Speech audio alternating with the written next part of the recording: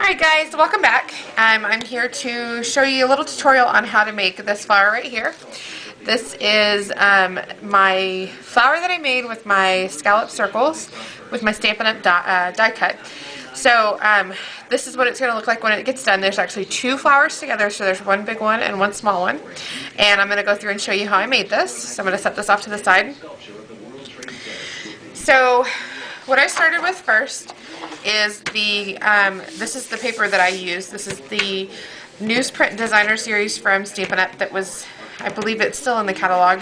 I'll have to check on that for you. But so what I did was I took this paper and I cut it down 2 inches by 2 inches. Once I cut that out, I ran it through my die. This die that I have has two circles on it. It's got the big one and the small one. So I just used the small one, so that's why I cut my squares out so small, because I didn't want to cut the big one out and I didn't want to waste paper. So if you cut them out 2 by 2, 2 inches by 2 inches, it'll fit perfect over this and you'll get just your little flower. So I'm just going to show you real quick what I started with. This is just another piece of paper, scrap paper that I had. So this is the one I cut out, and what I did to get this is I took the newsprint paper and my Distress ink, the antique linen, and I just I inked the edges of each one.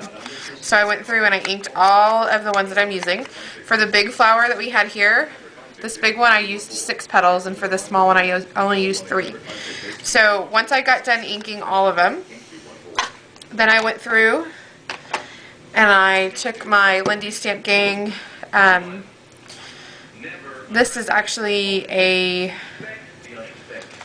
like a mist, I guess. It's the Burnt Umber from the Moonshadow Mist collection. I have the dauber for it, but I took the dauber off and put the spray on it. So I sprayed each of them, I did about 6 at a time. I would spray it and let it get wet because I wanted it to be able to crumple. So I crumbled all of them up, kind of rolled them in my hands. Just be very careful that you're not too rough with your paper because you don't want to tear it. So once I got done doing that, I ended up with these, and this is what we're going to start with.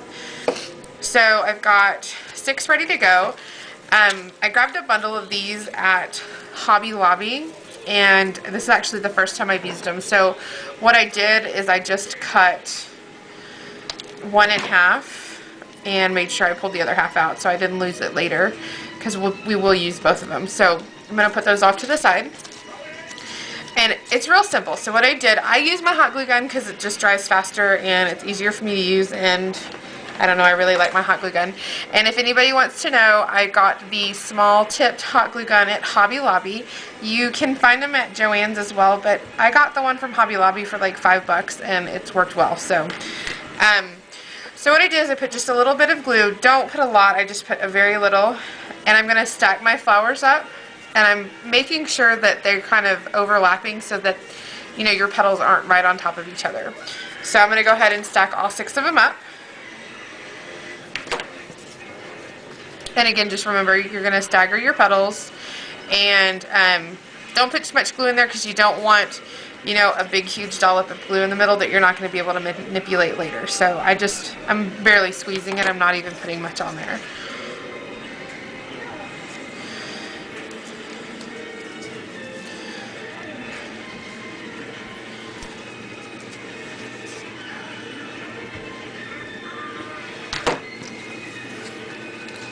These are still kind of crumpled up from yesterday, so I'm trying to straighten them out just a little bit while I put them out there. Okay, so here's our last one. Just kind of take some of those glue strings out.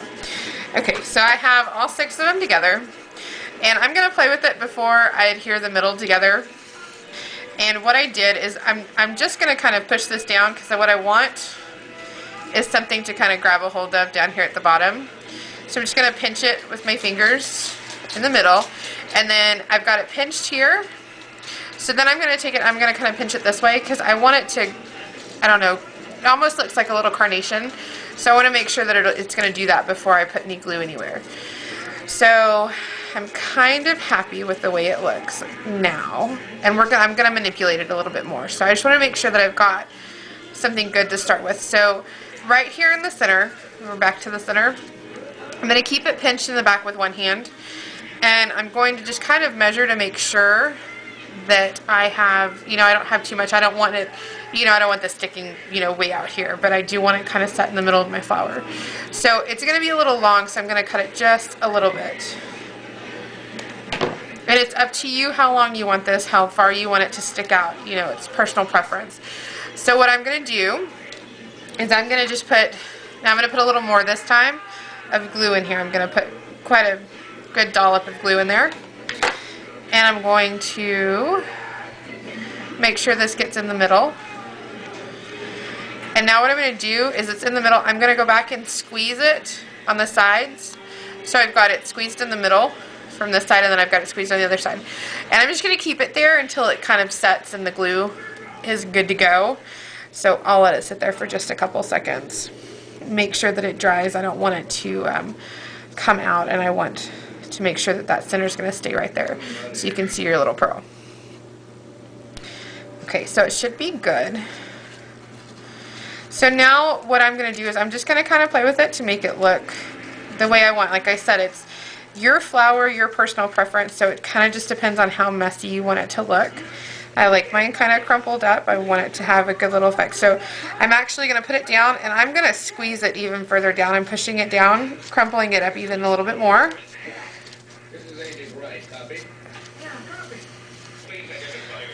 So it's just kind of how you want it. So I pushed it down so it's not looking like a little triangle anymore. And now it's a little bit more round. And I'm just going to kind of spread out my little petals just a little bit.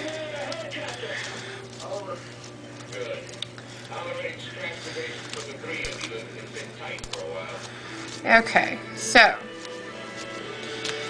that's my flower, and you can leave it just like that if you want. This is one that I distressed with the Tim Holtz antique linen, and I sprayed it with the Lindy Stamp Game mist. But the next step I didn't stop there because I wanted it to be a little bit purple, and I wanted some highlights of purple in it. So I took